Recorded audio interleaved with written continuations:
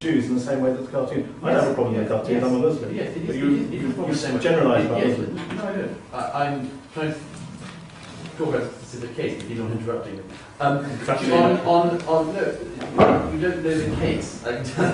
On Holocaust denial, the reason why Holocaust denial, why I'm spoken against it and written against it routinely, is yes, precisely because it gives one group an ownership of a part of history that cannot be touched, which I think is a problem. I think it's a mistake.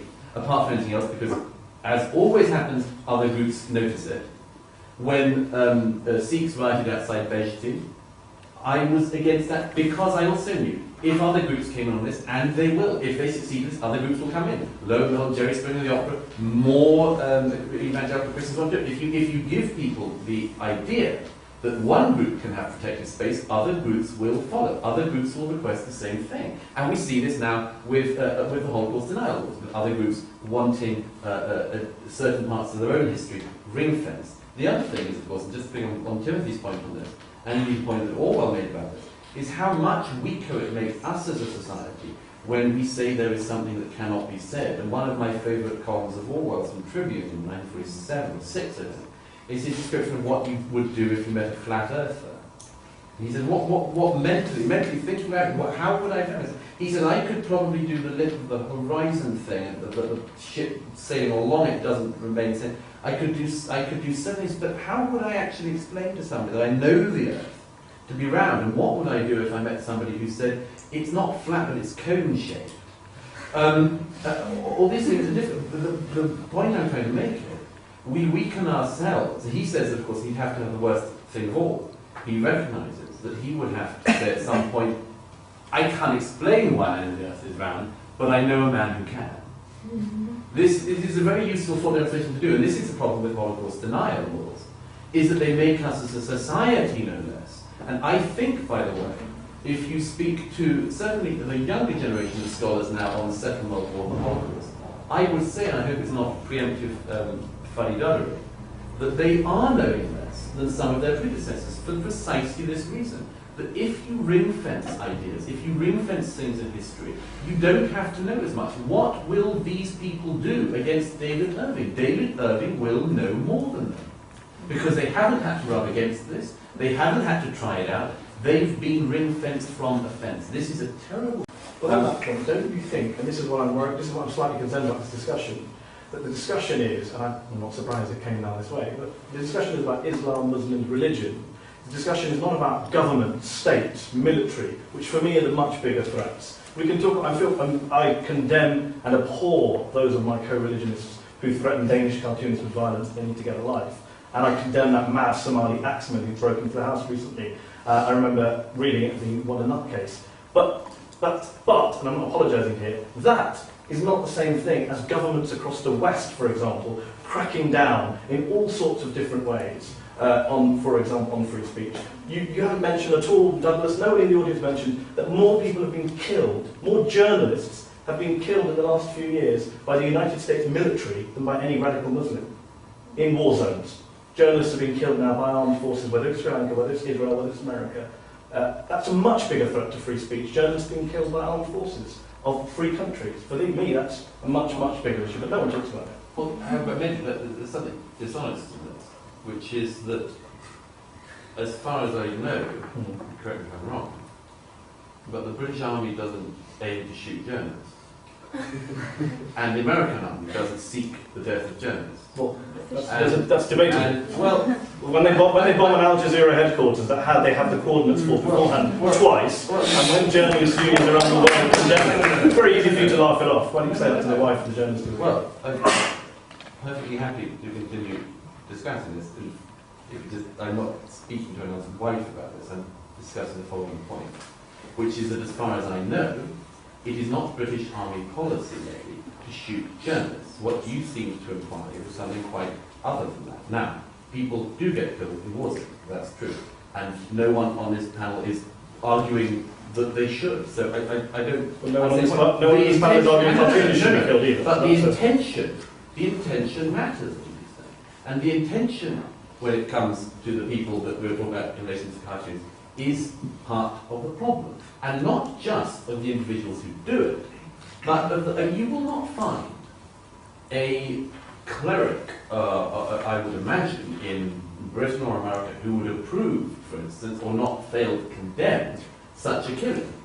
I think you find it very hard to. It is for some of us about the free speech debate related to Islam, one of the most troubling things is not just the very small minority who would carry out acts of violence, but the larger number of people, albeit still a minority maybe, although the majority of certain clerics, who do not go out of their way, as they should, I think, to condemn such behaviour. Can I just pick up on one thing that Timothy said, which is in relation also to the, it comes back to the point about, that was raised about the trickle-down effect of freedom of speech, because somebody mentioned, and maybe mentioned, how this stuff, we talk about this here, I may say something offensive here to Muslims, but how does this feel, as it were, if it trickles down in society, people who will do bad things and might interpret it as it were, a license to say something horrible and objectionable to a vulnerable Muslim child. The truth is, you cannot police this process.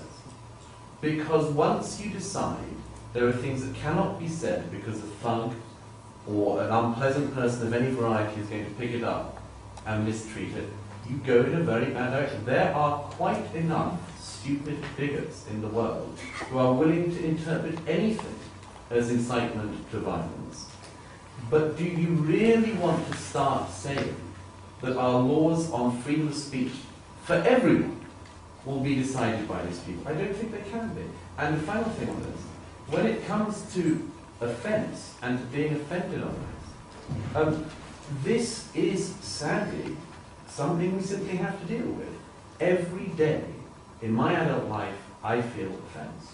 I feel offence when I open the gun. I feel offence when I open the New Statesman. I feel offence when I turn on the television. I feel offence when I walk down the street. I feel offence when I see stupid people. I see offence when I meet very sensitive people. I have all sorts of things, a wide range of things in a day that offend me.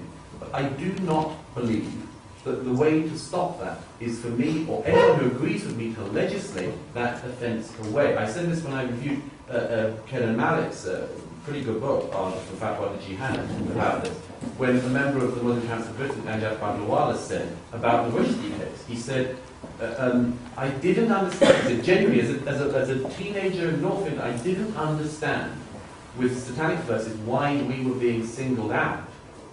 And one of the tragedies that came across in that book is that nobody seems to have got it through to Najat Badlawala in the meantime, that the satanic verses was not a singling out of Muslims. It was treating Muslims in exactly the same way as every other group in society are treated, which is to say, you will have, in a free, pluralistic, multicultural society, you will have your opinions trodden upon, including your deepest opinions, on a fairly regular basis. But would like to offend people on the basis of their race. I wouldn't like to have laws that stop that. And for the let me finish this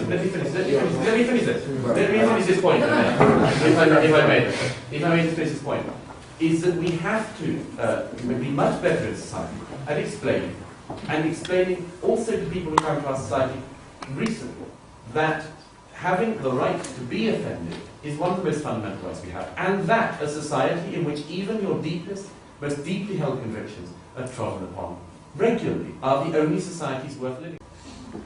While I agree with Douglas with your views on notice and the Pentagon and those things, I think you make a step when you say truth and then you say, in my opinion, that's true.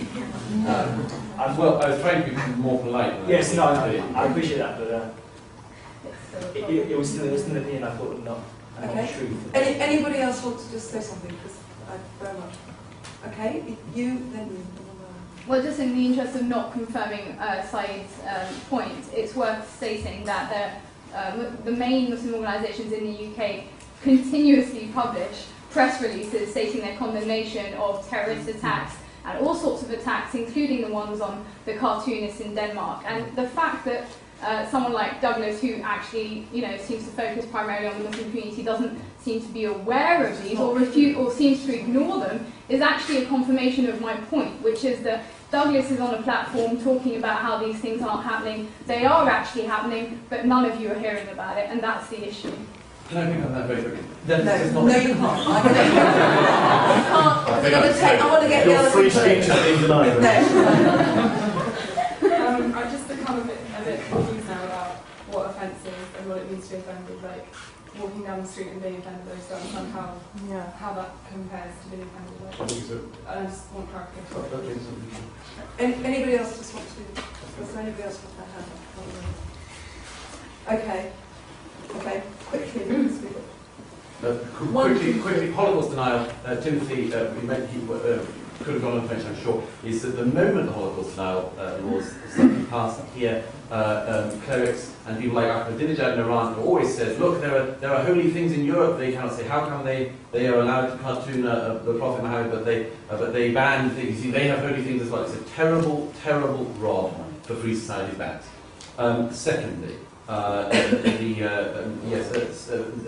MCB, Muller Council of Britain, one of its most senior members, Dawud Abdullah, signed the Istanbul Declaration that calls open attacks on anyone who supports or has ships in the area outside Gaza in helping the international blockade. That, I think, is a serious thing for one of the heads of the biggest umbrella organisation that was in the UK to do. You support the Israeli illegal bombing of Lebanon, so I mean this is ridiculous. Now you're getting political view. Well, no, because no, it's not irrelevant at all. We can have that debate back and I wouldn't expect you to agree with me on that, but I also wouldn't expect anyone to pass laws against it. But this comes on to one of the other things, is that if you start to pass laws, this is one of the reasons I think there's a problem with the race hate laws as well. Not because I think that people should go around saying racist things about each other, of course not.